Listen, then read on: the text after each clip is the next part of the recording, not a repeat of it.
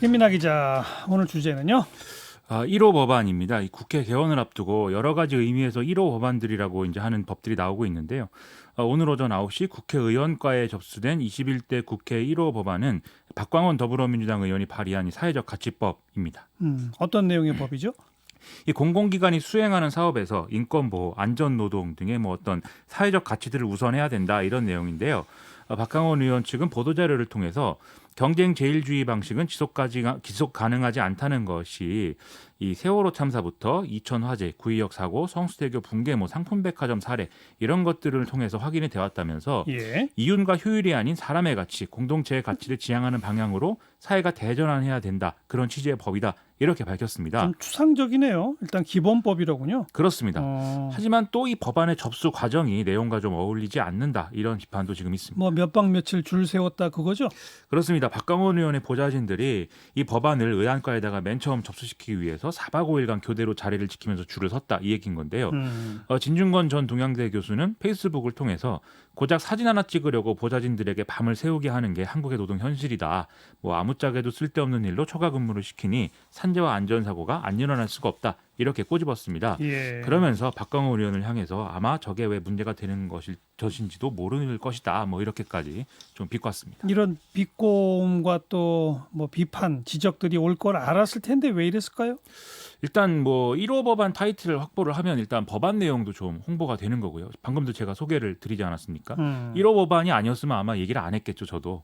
그리고 이제 이걸 발의한 의원도 일순간이나마 이제 조명을 좀 받는다. 이런 점에서 나름의 노력을 이제 하려고 한 것 같은데요.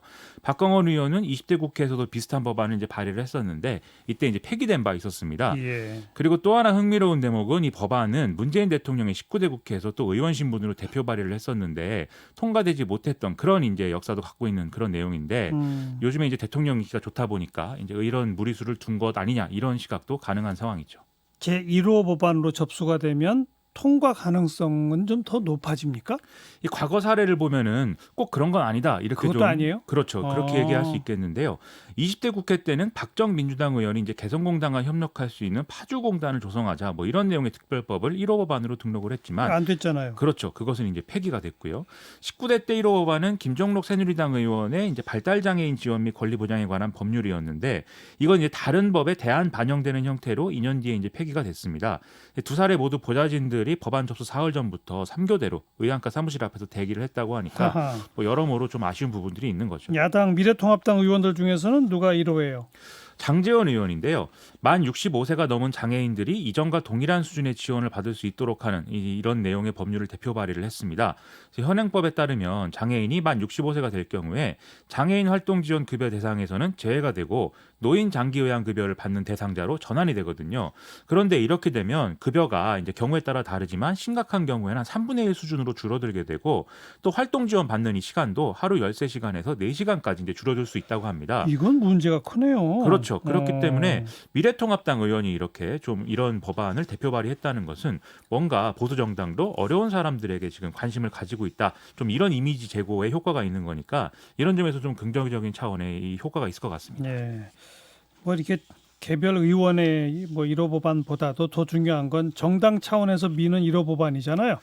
그렇죠. 아무래도 앞서도 많이 말씀하셨는데 더불어민주당이 당론 1호 법안으로 일하는 국회법을 추진하겠다. 이렇게 이제 얘기를 하고 있습니다. 예. 이 법안의 구체적 내용과 관련해서는 더불어민주당의 일하는 국회 추진단이라는 게 이제 지금 구성이 되어 있는데 여기서 이제 논의를 했고 오늘 이제 대략의 내용들을 이제 마련해 놓은 그런 상황인데요. 그래서 이 논의된 내용을 토대로 해서 내일 의원총회에서 이제 당론을 의결을 해서 좀 법안 발의까지 가겠다라는 게 이제 더불어민주당 계획입니다. 지금까지 논의된 사안은 예를 들면 어떤 것들입니까?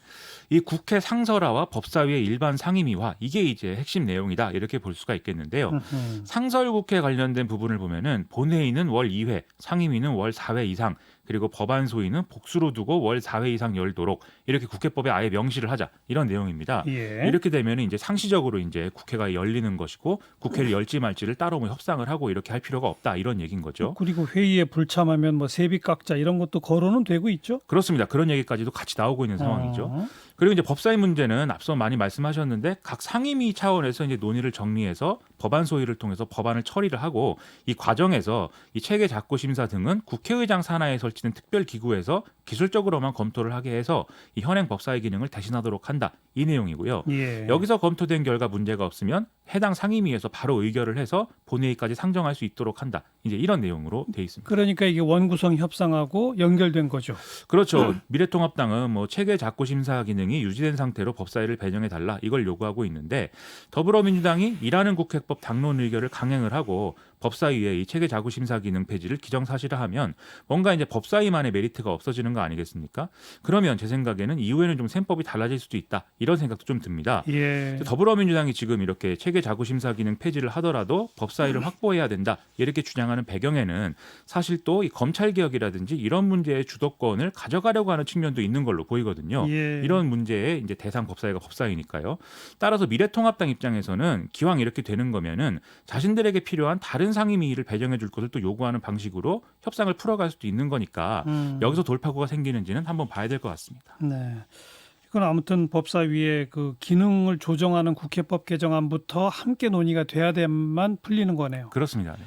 미래통합당 쪽의 당론 1호 법안은 코로나19 관련이죠? 그렇습니다. 오늘 미래통합당은 코로나19 위기 탈출 민생 지원 패키지법을 마련해서 국회에 제출했다 이렇게 밝혔는데요. 이 패키지에는 코로나19 방역에 따른 일시적 사업 중단 등으로 손실이 생긴 의료기관과 이 소상공인 중소기업의 피해 지원 및 대학 등록금 환불 또 무상급식 지원 중단된 이제 취약계층에 대해서 푸드 쿠폰을 지원하는 방안 이런 것들이 담겨 있다고 합니다. 이 지난달 29일 당선인 총회에서 이 내용들이 공유가 됐고 당시의 의견을 반영해서 보완된 결과이다 이렇게 설명을 하고 있습니다. 민생 법안이죠, 그러니까. 그렇죠. 앞서 장제원 의원 건도 그런데 뭔가 어려운 이들을 돌아본다는 취지 그리고 민생에 대해서 방점을 찍는 이런 모습을 보여주겠다라는 의지는 좀 분명한 것 같습니다. 그래서 앞으로 3차 추경 이런 것들에 있어서도 좀 협조적인 모습을 보이면서 반대를 하더라도 미래통합당이 합리적 논거를 갖고 하면 제 생각에 이제 좋은 평가를 받을 수가 있겠다 이런 느낌이 드는데요.